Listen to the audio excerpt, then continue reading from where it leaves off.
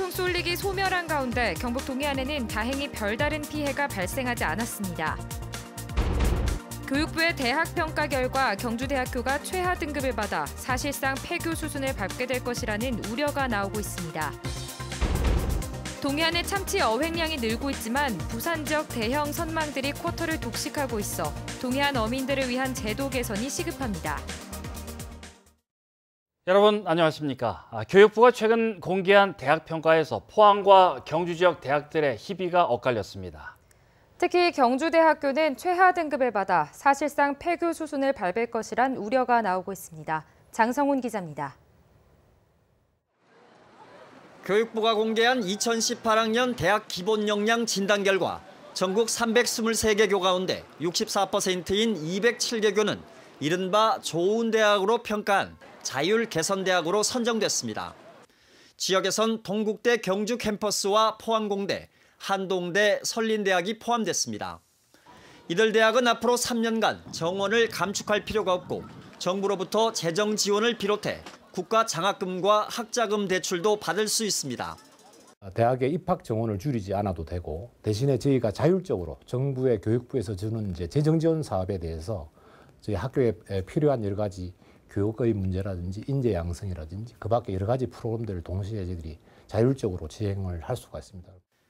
나머지 대학들은 2021학년도까지 정원을 감축해야 하는데 평가 순에 따라 역량 강화 대학과 진단 제외 대학, 재정 지원 제한 대학으로 분류됐습니다. 지역에선 위덕대와 포항대가 역량 강화 대학에 선정돼 각각 10%와 7%의 정원을 감축하게 됐습니다. 경주대학교는 최하 등급인 재정 지원 제한 2유형으로 분류돼 정원 35% 감축과 학자금 대출을 포함해 모든 재정 지원이 끊기게 돼 사실상 폐교될 위기에 직면했습니다. 서라블 대학도 재정 지원 제한 1유형으로 선정돼 정원 10%를 감축해야 하고 학자금 대출도 50% 제한됩니다. 하지만 재정 지원 제한 대학도 기존 재학생에 대해선 국가장학금과 학자금 대출을 지원하며 학생이나 교원 개인에게 지급되는 장학금과 연구비도 지원이 가능합니다. 교육부는 이번 진단 결과를 교육부 홈페이지에 공개하고 수험생들이 대학을 선택할 때 학자금 대출 제한 여부 등을 반드시 확인하도록 당부했습니다. 교육부의 이번 대학 평가는 당장 다음 달 시작될 수시 모집에도 영향을 미칠 것으로 보여 그동안 예고에 그쳤던 대학의 구조조정이 급물살을 탈 것으로 전망됩니다. MBC 뉴스 장성훈입니다. 19호 태풍 쏠릭으로 강풍 피해가 예상됐지만 포항 지역에 별다른 피해를 입히지 않은 것으로 파악되고 있습니다. 포항시는 지난밤 모든 공무원이 비상근무에 나섰지만 아직까지 피해는 접수되지 않았다고 밝혔습니다. 농촌에서는 낙과 피해도 발생하지 않았고 강우량이 11mm에 불과해 오히려 가뭄 해갈에 도움이 되지 못했습니다. 양식장에서도 피해가 발생하지 않았으며 수온은 어제 27.3도에서 오늘 24.3도로 낮아져 어류 폐사가 진정세를 보이고 있습니다. 쿼터 소진으로 동해안 어민들이 값비싼 참치를 바다에 그냥 버리고 있는 현실을 여러 차례 보도해드렸는데요. 수온 상승으로 동해안 참치 어획량은 해마다 늘고 있는데 참치 쿼터는 부산 지역 대형 선망이 독식하고 있어 개선이 필요하다는 지적입니다. 이규설 기자입니다. 지난 19일 새벽 영덕 앞바다, 어선 한 척이 바다에 쳐놓은 그물을 끌어올리더니 어획물을 잡지 않고 곧장 바다에 풀어줍니다. 갑판의 나딘구는 값비싼 참다랑어 수백 마리를 바다에 던지기도 합니다. 정말로 이거 억울한 일이다. 국제협약에 따라 올해 할당된 어획량 쿼터를 모두 소진해 지난 3월부터 참치 조업이 금지됐기 때문인데 바다에 버린 참치는 해변으로 밀려와 악취를 내며 썩어갑니다. 어민들은 분통을 터뜨립니다. 우리가 못 잡게 돼가지고 이걸 잡아놓은 고기를 바다에 버려야 되니까 네. 2차 오염은 둘째 문제고 저희 당장 우리로서는 수입원이 없어져 버립니다. 어업 종류별 참다랑어 쿼터 배정 자체도 문제가 많습니다. 올해 우리나라 참다랑어 어획 쿼터는 599톤. 이 중 98.5%를 부산 지역 대형 선망이 독식해 정치망 어업에 배정된 물량은 0.5%에 불과한 데다 이마저도 콩 쪽에도 지역별로 물량을 나누다 보니 경북에 배정된 쿼터는 고작 517kg, 참치 수십 마리에 불과합니다. 어업 종류별 쿼터는 해양수산부가 지난해 개정한 참다랑어 자원의 보존과 관리에 관한 고시에 명시되어 있는데 해수부 장관에게 쿼터를 조정할 수 있는 재량권이 있는 만큼 수온 상승으로 동해안 참치 어획량이 급증하고 있는 현실을 반영해야 한다는 지적입니다. 네, 올해 사실 쿼터가 지금 소진이 돼서 추가로 배정할 쿼터는 없는데요. 그런 내년도에는 정치망에도 쿼터가 추가로 배정될 수 있도록 적극 검토 중이라는 말씀드립니다. 경상북도 자료를 보면 올 들어 지역 어선이 그물로 잡았다가 방류한 것으로 추정되는 참다랑어는 영덕 403톤, 울진 138톤 등 모두 541톤. 올해 우리나라 전체 참다랑어 어획 쿼터 599톤에 육박하는 어마어마한 양이 동해안에서 잡히고 있어 참다랑어 어획 쿼터 확대가 시급합니다. MBC 뉴스 이규선입니다. 전국 공공운수노조는 오늘 포항노동청 앞에서 기자회견을 열고 포항시는 수도 검침원들에 대한 체불 임금을 즉시 지급해야 한다고 주장했습니다. 이들은 최근 중앙노동위원회가 포항시 수도 검침원은 근로기준법상의 근로자로 포항시가 연차 휴가 수당을 지급해야 한다고 판결했지만 노동청은 포항시가 이에 불복해 행정소송을 냈다는 이유로 사건 처리를 1년 가까이 지연시키고 있다고 비판했습니다. 자유한국당이 지방선거 후유증에서 좀처럼 벗어나지 못하는 모습입니다. 조직 정비는 늦어지고 있고 당내 갈등도 여전합니다. 조지한 기자가 보도합니다. 자유한국당의 시도당 위원장 임기는 이달 말 끝납니다. 이전 같으면 진작에 정했을 후임 찾기는 여전히 계속되고 있습니다. 경북의 경우 1심에서 의원직 상실형을 선고받은 이완영 의원이 도당위원장 자리를 노리자 당내 반발을 사면서 결론을 내지 못하고 있습니다. 전임 김재원 도당위원장이 기소만으로 징계를 받아 도당위원장 자리를 내놨는데 이완영 의원은 1심에서 당선 무효형을 선고받은 상태라며 스스로 물러서야 한다는 목소리가 큽니다. 대구에서는 여러 차례 고소하던 곽대훈 의원을 추대하기로 뜻을 모았지만 조직 정비까지는 적잖은 시간이 걸릴 것으로 보입니다. 홍준표 전 대표와 정태옥 의원, 김문수 전 지사가 맡고 있던 북구 갑을과 수성구 갑의 당협위원장 자리는 지금도 공석입니다. 여기에 지방선거 이후 기초의회 원구성 과정에 기초의원 3명이 징계를 받아 탈당하는 등 어수선한 상황이 이어지고 있습니다. 민심도 우호적이지 않고 이러니까 시간이 좀 필요하겠죠. 근데 당의 비례 체제지만 비례 체제 당이 크게 이렇게 좀 달라진 모습을 보여주는 것도 아니가지고 시간이 필요하잖아요. 집권당 민주당이 빠르게 조직을 정비하며 지역 현안 챙기기에 나선 데 비해 한국당은 텃밭이라 여기는 대구 경북에서도 여전히 지방선거 후유증을 겪고 있습니다. MBC 뉴스 조지한입니다. 포항 청년들에게 일자리 제공 등의 업무를 맡게 될 포항 청춘센터가 문을 엽니다. 포항 청춘센터는 북포항 우체국 뒤에 중앙아트센터 건물을 리모델링해 일자리 센터와 청년 창업센터, 사회적 기업 지원센터 등을 갖춰 청년들의 창업과 취업을 지원합니다. 2018 경주 국제유소년 축구대회가 내일 개회식을 갖고 오는 30일까지 엿새간의 열전에 들어갑니다. 올해로 9회째를 맞는 이번 대회에는 프랑스와 브라질, 스페인 등 세계 13개국 25개 팀 500여 명의 선수단이 참가해 사상 최대 규모로 치러집니다. 경기는 오는 26일 개막전을 시작으로 예선 조별리그를 거쳐 본선 토너먼트로 모두 85경기가 열립니다.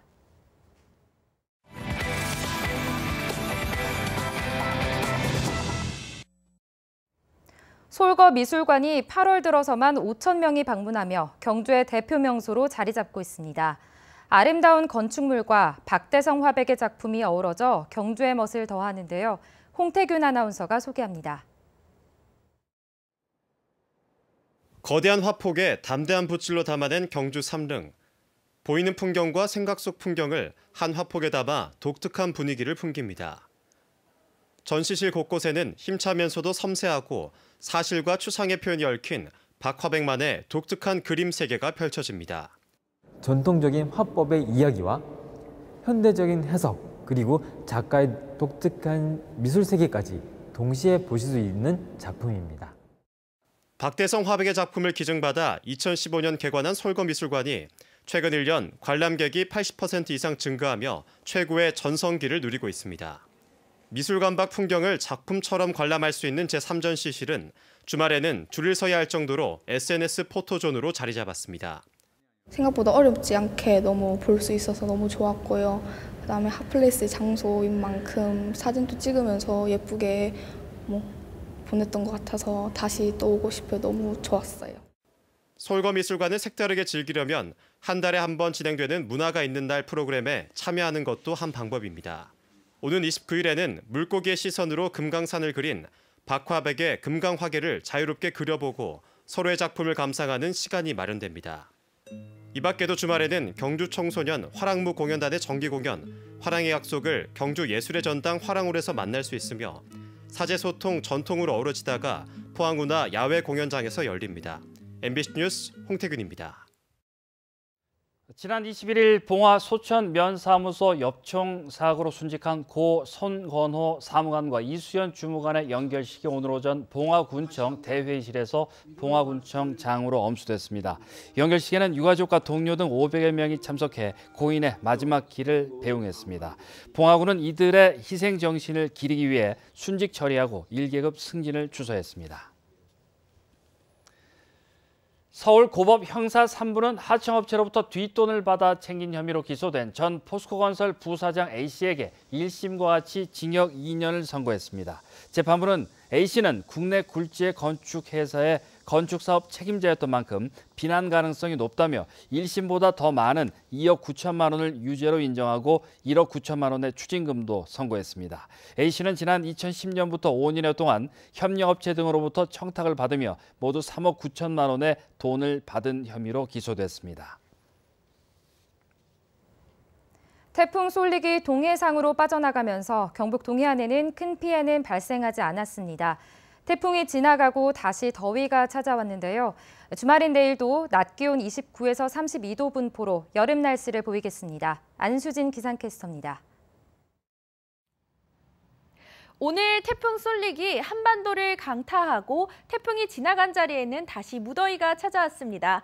낮 기온 32도 안팎에 햇빛까지 강하게 내리쬐면서 뜨거웠는데요. 다만 포항과 경주, 울릉도와 독도에는 강풍주의보가 내려졌습니다. 이 특보는 오늘 밤이면 해제가 되겠습니다. 주말인 내일은 구름 많은 가운데 한낮 기온 29도에서 32도 분포를 보이겠습니다. 습도까지 높아 포항의 더위 체감 지수는 위험 단계까지 오르겠는데요. 그 외 지역들도 경고 수준을 보이겠습니다. 야외 활동을 하실 때는 충분히 휴식을 취해 주시고 수분을 자주 섭취해 주시기 바랍니다. 포항에는 잠시 주춤했던 열대야도 다시 나타나겠습니다. 자세한 내일 날씨 알아보겠습니다.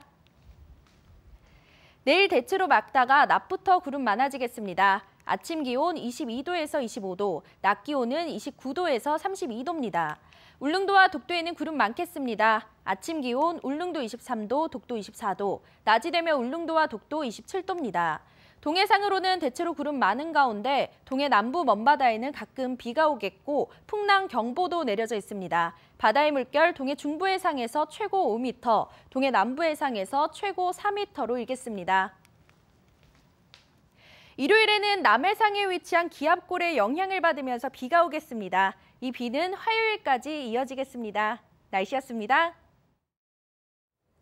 미래 혁신 기술 개발에 대해 토론하는 2018 포스코 기술 컨퍼런스가 포스코와 포항산업과학연구원에서 진행됐습니다. 이번 컨퍼런스에서는 원가 경쟁력이 높은 리튬 생산 공정 기술 등을 개발한 10개 연구팀이 최고상인 포스코 기술대상을 받았습니다. 이 밖에 철강 분야 기술 개발과 관련해 43개 세션이 열려 열띤 토론이 이어졌습니다.